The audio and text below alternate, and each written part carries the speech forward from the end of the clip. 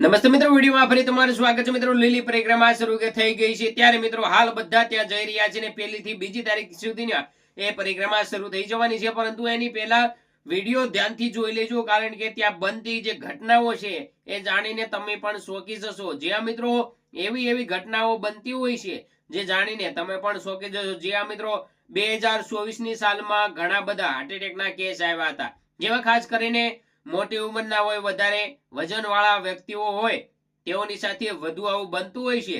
મુંજારો થવાના કારણે heart attack આવે છે અને ઘણા બધાના મોત થાય છે અને એમ્બ્યુલન્સની લાઈન લાગી જતી હોય છે।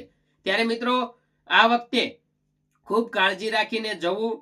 જો એવી ભીડભાડ વાળી જગ્યા હોય ત્યાં ઓછું રહેવું, ખુલ્લી જગ્યાએ ચાલતું રહેવું, કારણ કે મિત્રો હાલ ઘણા બધા એવા કેસ બનતા હોય છે। એટલું જ નહીં, 2023 ની વાત કરીએ તો એક નાની દીકરી જ્યારે રાતના ટાઈમે બધા સૂતા હતા ત્યારે એક નાની દીકરીને દીપડો ઉઠાવીને ફાડી ખાય છે, ત્યારે એના ન્યૂઝ પણ ખૂબ જ વાયરલ થયા હતા। ત્યારે તમને ખબર જ છે, પરંતુ એની કોઈ ચિંતા હવે લાગતી નથી, કારણ કે વન વિભાગના લોકો ખૂબ જ કાળજીથી અત્યારથી જ હજે શરૂ નથી એ પહેલા જ બધા જનાવરોને ત્યાંથી ભગાડી રહ્યા છે, દૂર લઈ ગયા છે અને જે નજીક છે એને પકડી રહ્યા છે, જેનાથી હવે નજીક કોઈ પણ જાનવર આવી શકે તેવું લાગતું નથી।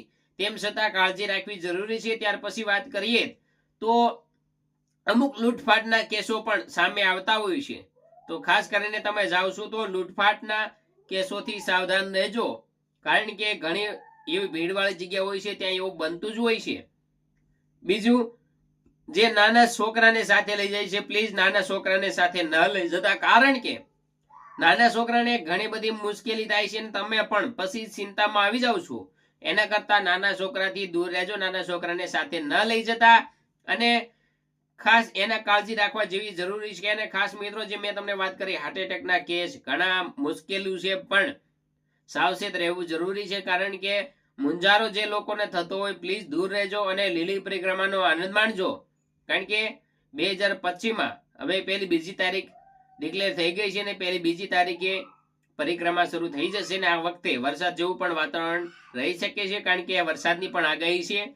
તો મુશ્કેલી હશે પણ પરિક્રમા કરવી છે તો પ્લીઝ ધ્યાનથી કરજો, કોઈ મુશ્કેલીમાં ન આવી જાવ, એની કાળજી રાખજો અને વિડીયો જેમ બને એમ શેર કરજો। જય માતા।